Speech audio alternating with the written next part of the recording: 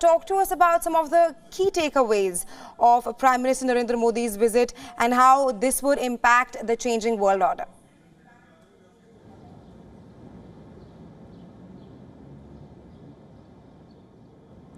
I think one issue that we haven't touched upon was the issue of climate change and the environment that both leaders talked about during that press conference.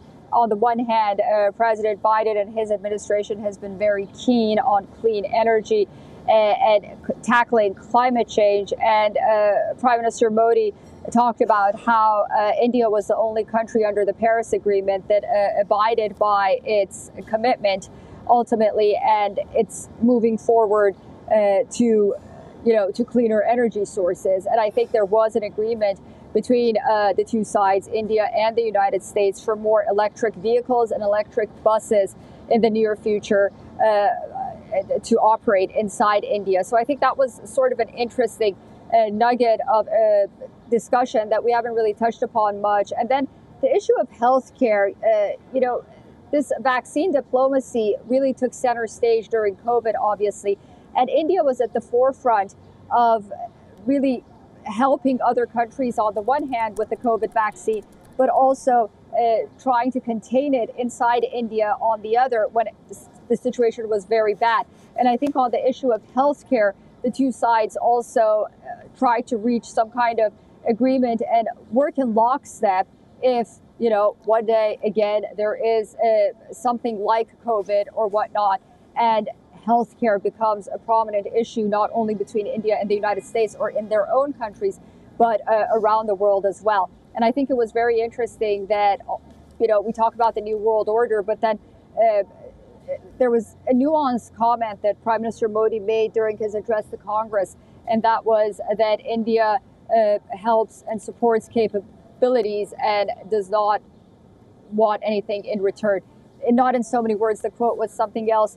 And I think that was sort of a pointer, and it was pointed to the direction of China, considering the fact that China has been sort of working with a lot of countries, not only in the Indo-Pacific, but Africa as well, and has put these countries in so much debt that, they have to continue sort of working with China time and again. And I think that was interesting that Prime Minister Modi made that comment, because it's, again, in line with American values of sort of building up nations and not expecting anything in return, as opposed to making them indebted. So that was interesting as well. And then also, we've talked a lot about this realignment and how much the United States needs India when it comes to China. But I will say, realistically, we have to take into consideration that while they do agree on the threat of China and the challenge of China, ultimately we have to see whether or not they will be in agreement.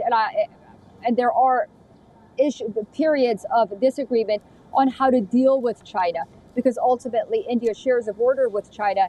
And should the United States, for example, get involved militarily or diplomatically, and there is this problem with China between the United States and China, then to what extent can it rely on India, or even Europe as well? But since we're talking about India, that's, I think, a very important point to point out that, the way they deal with China moving forward may be a little different depending on how aggressive China acts.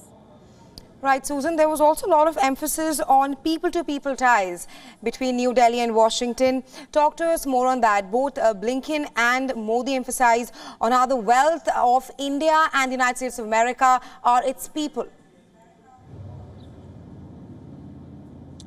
Yeah, I mean, there are over 4 million, almost 5 million Indian Americans living across the United States.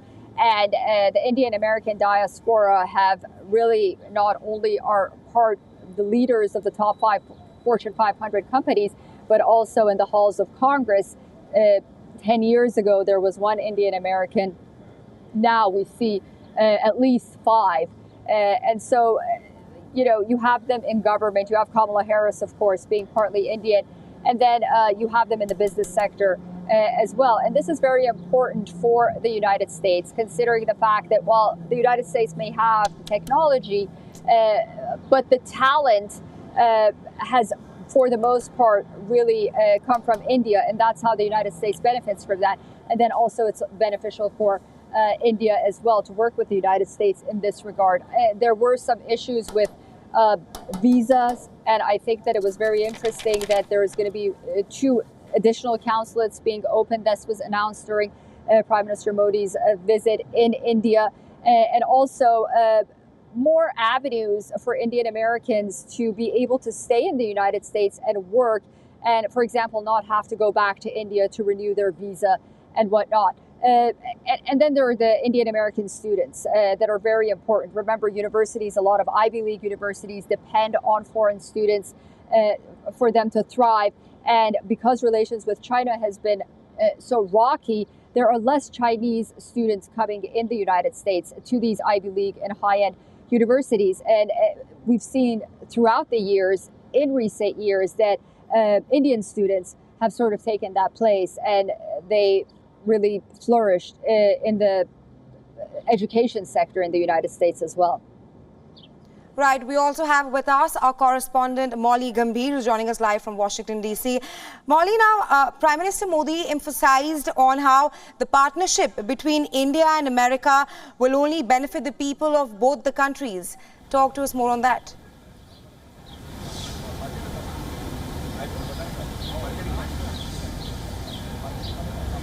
Right.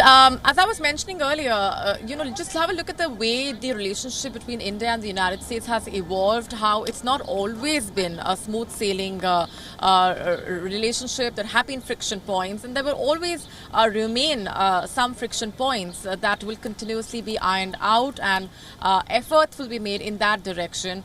But speaking of how the two sides really have the potential to be a game changer as far as the collaboration in different sectors is concerned, with the president calling this among the most consequential relationships and one which will define the 21st century. That in itself tells you about the significance of this visit, also the importance that America is attaching to its relationship with India, and why else do we see such closer ties coming to the fore between India and the United States, because they do realize and they look at each other as trusted partners, and this partnership which can have far-reaching implications not just for the two countries but for the entire world. We were speaking earlier to the President of the United Nations General Assembly, who also spoke about how the Indian Prime Minister's vision, how the world at this point needs leaders with a vision, and how the Indian Prime Minister's popularity over here in the U.S. as well is something that works in the favor of Joe Biden, given the domestic audience and the optics as well. Earlier, remember, on the sidelines of G7, he was joking with the Indian Prime Minister about how he's been inundated with requests for that state dinner that was held last evening, with a number of personalities wanting to be there and to be able to meet the Indian Prime Minister. That is the kind of message that the U.S. has been putting out ever since the dates for the Indian Prime Minister's visit were confirmed. And throughout this visit, we've seen that messaging running through as a common thread, that India and the United States, their partnership has limitless potential, and how it has now become a comprehensive partnership. That's something that the U.S. President also touched upon, given the far-reaching sectors in which we've seen deals and agreements and discussions coming through, how this relationship has evolved and has become a comprehensive one. We were earlier talking about how that a T-shirt that was gifted, has AI written on it. It's not just artificial intelligence that stands for. It's also America, India, that phrase that was used by the Indian Prime Minister in his address earlier. Also, it's significant to mention here that the Indian Prime Minister's address to the joint session of the U.S. Congress had a message of hope and a message of coming together of the two countries, and that this partnership is here to stay. A common adversary, of course, being China, that's been regarded as the glue for the two countries, because they both do have similar concerns and shared concerns, and a free and open Indo-Pacific is something that the two leaders have stressed upon on multiple occasions and throughout this visit as well. Though there have been statements coming in from American officials emphasizing that this visit is not about China, that does remain the backdrop because the two sides do want to rely on each other to be able to counter Beijing as well. And America wants to get India further into its defense and manufacturing orbit. It looks like at India as a way, as a reliable partner to be able to counter Beijing as well, to be able to wean American supply chains off China, and also mentioning how when the two sides work on critical technologies and semiconductors, supply chains will stand diversified. And that is the larger message, because the American president also talked about how tech cooperation has been a big part of this visit. When the Indian Prime Minister was meeting with the business delegates and also addressing the business leaders here in Washington, D.C., the symbolism that came with that has been significant also for the Indian Prime Minister, who has been pushing for the Make in India initiative. Right, Molly. We also have with us our correspondent Siddhant Sibal, who's joining us live from the Ronald Reagan area, but where the Indian Prime Minister would be arriving in just a short while from now. But Siddhant, talk to us about how, with Prime Minister Modi's visit, both US and India have cemented greater and robust ties. But while both New Delhi and Washington, they have convergence on China, but there's also divergence on Russia. Talk to us more on that.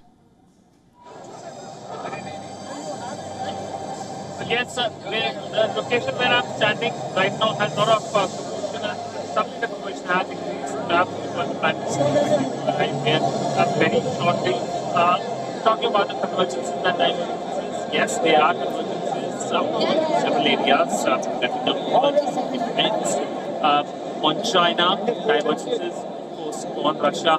India and Russia relationship are long-standing, time-tested. There are several pillars of energy and the latest addition in terms of how India has been putting energy, defense, space, and other pillars. But also means that India is trying to diversify its defense, and India has excessive independent on the Russian defense. India is really away from that. The focus on the inside is that how India can manufacture defense equipment. Right, there's some technical glitch out there with Siddhant Sibal.